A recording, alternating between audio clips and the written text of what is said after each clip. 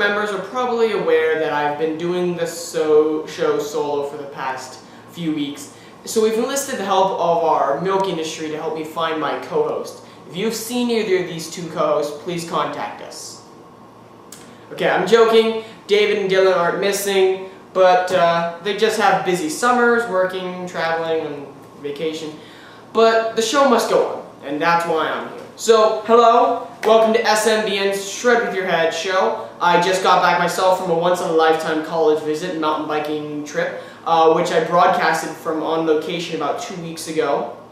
Over my 2-week adventure, I was up and down the West Coast, was in 2 countries, 3 states, and drove over 3,000 miles. 2 ferry rides, and I visited 6 fantastic universities. University of British Columbia, Simon Fraser, University of Victoria, Oregon State, and University of Oregon, and UC Santa Cruz. And I rode my bike a total of 8 days in 6 amazing mountain biking spots: Mammoth Mountain, Mount Bachelor, Seattle, Washington, Whistler, Squamish, Santa Cruz. And I went through a lot of car snacks and drinks, so I'd hoped to broadcast the show last week from the road, but I just didn't have the time to do that.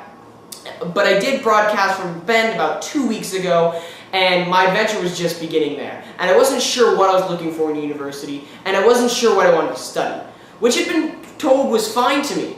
But when I was asked what I wanted to study, and when I was on the tour, I was just given a safe answer: business marketing. This may have sounded like I knew what I wanted to do, but I really didn't, and I still don't.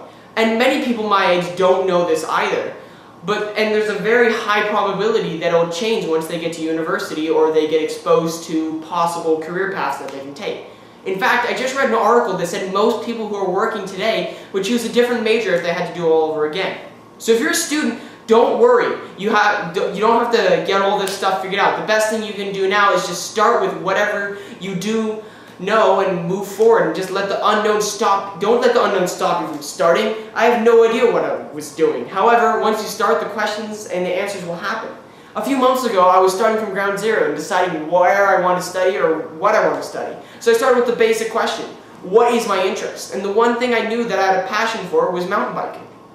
Watching mountain biking, reading about mountain biking, following mountain biking, talking to mountain bikers, involved in the mountain biking industry. So I started with the point to explore the career in being in the mountain biking industry. This one point led me to my next question: where did I want to go? I had no clue. I had no clue what I was looking for in university. Didn't really know where I wanted to be until I thought mountain biking, Northwest, for various reasons: weather, mountains, great mountain biking spots. So that was the prime location to look for a university. So this is where I was 2 weeks ago when I spoke with you last. And I knew the general area, like I just said, but I had no clue what I was looking for in a university. So, but in the short 2 weeks after visiting these 6 universities, I have so many answers to what was important to me in university.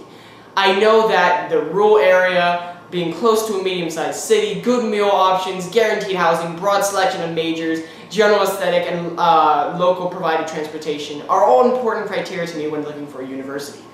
And although it did not come with any clear decisions regarding major, one of my tour guides told me about her major, which was business with an emphasis on sports. She was using her education to start a new job in a few weeks working for a local minor league baseball team. This short conversation gave me more thoughts about possible education paths to help me with my goal of being in the mountain biking industry. I am sure over the next 6 months I will weave in and out of many different thoughts and plans on my university and possible career paths, but as long as I'm moving forward and exploring these options, I am doing what I need to do, and that's all you can do as a student. Okay, so that's enough about the student part of SMBN. On today's show, we'll be visiting with Stacy Best, a coordinator for Patrol volunteer group based in Southern California called NVU, which stands for Mountain Biking Unit. NVU is responsible for educational awareness and responsible trail use of the mountain trails in the state and national parks in Southern California, and they can be seen fairly often riding the local trails, and Stacy will be going over trail etiquette today. So that's what we have in store for you today. Stay tuned.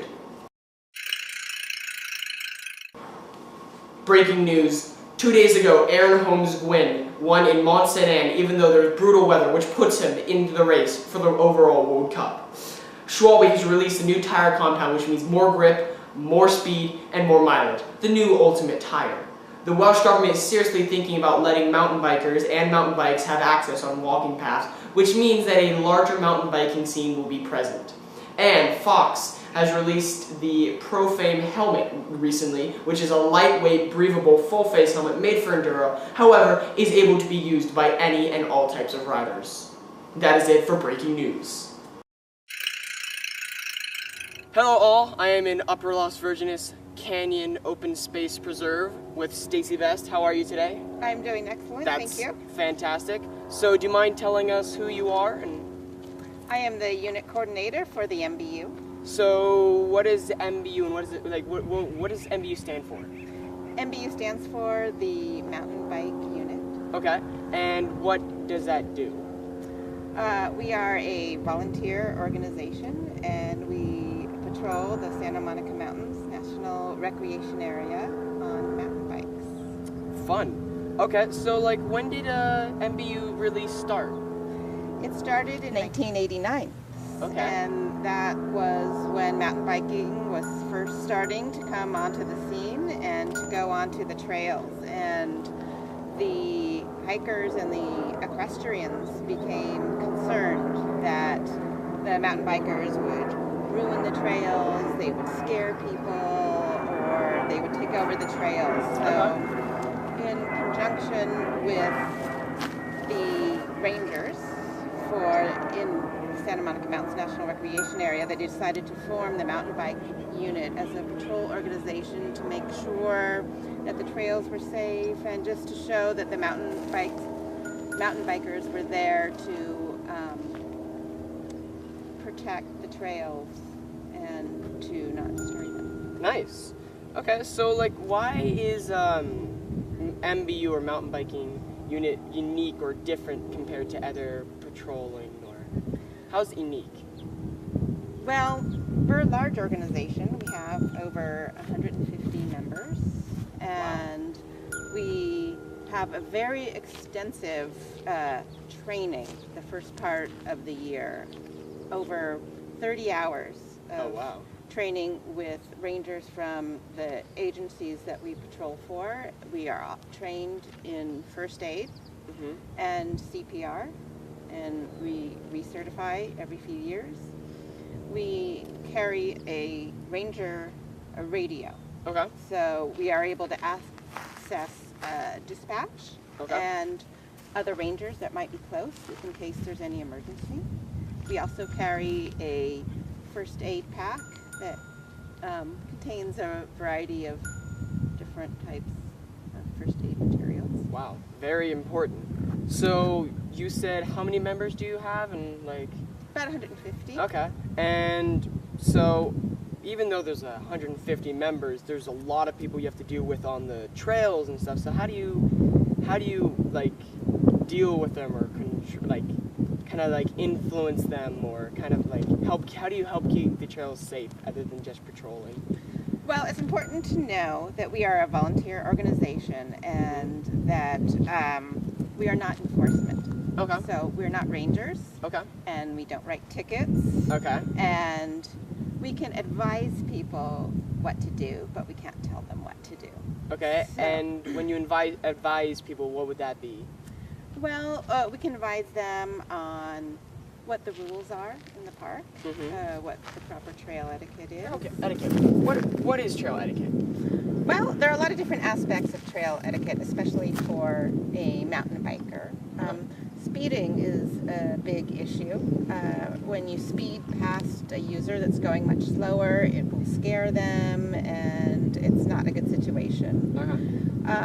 With mountain biking, mountain bikers in the Santa Monica Mountains must yield to all other users, which includes hikers and people on horseback. Okay. I think one of a real tricky issue is people on horses, because you don't know how that horse is going to react. And I think the best trail etiquette in that situation for a mountain biker is to stop and make contact with the rider and ask them the best way to proceed. Okay. And what about like sticking, like what does NVU think about like sticking to the trail? Like, yeah. Well, it's very important that you do go on trails that are legal. So Okay. not all trails in the Santa Monica Mountains are legal for mountain bikers. Some are just for equestrians Okay. and or horses. So you have to look at the signage. And Okay. sometimes mountain bikers will like to cut new trails or make shortcuts, and that's something that's not allowed and not good for the environment. So you're not allowed to create new trails within the Santa Monica Mountains? No. Okay. And so pretty much trail etiquette, you're just being super friendly to all other riders. That's pretty much... I think so. There's Okay. sometimes there tends to be an animosity towards mountain bikers because there is the possibility that you can go very fast. Okay. And many times the other users don't like that. So if you slow down and you're friendly and you say hello, it does a lot for making the other users friendly to each other. Okay. And when you say very fast, like what's considered very fast on a trail? Well, I think that it might depend the trail. A single track trail with switchbacks, I think that you should maybe go slower than you would maybe on a fire road. The posted speed limit is 15 miles an hour, but you have to do what's safe. Okay. And so... Okay.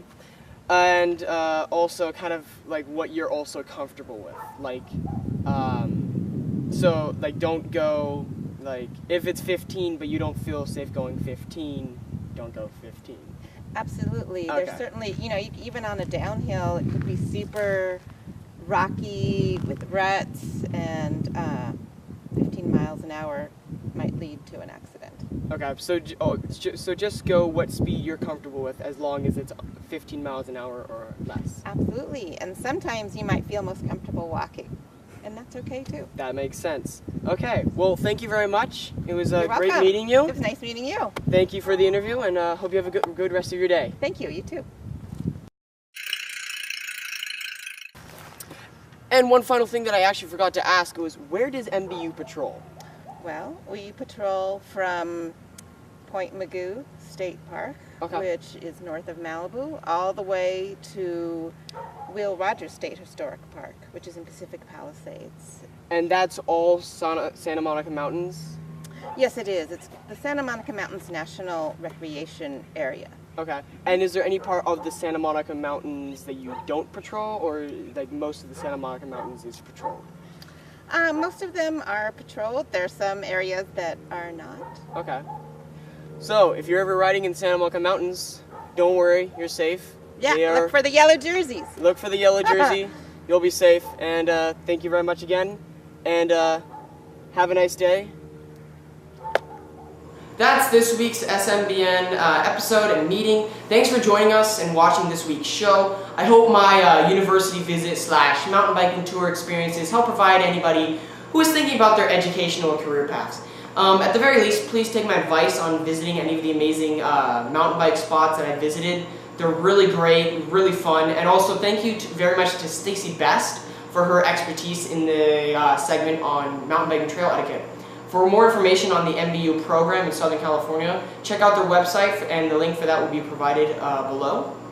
And so I'll be going back to school this week, and so I'll be relying more and more on my huge staff to support and help make sure that we keep these SMBN meetings going. And again, please write and provide your feedback to help improve SMBN.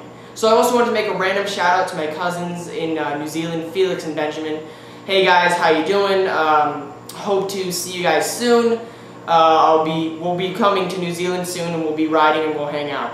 And so that's it for this episode of SMBN.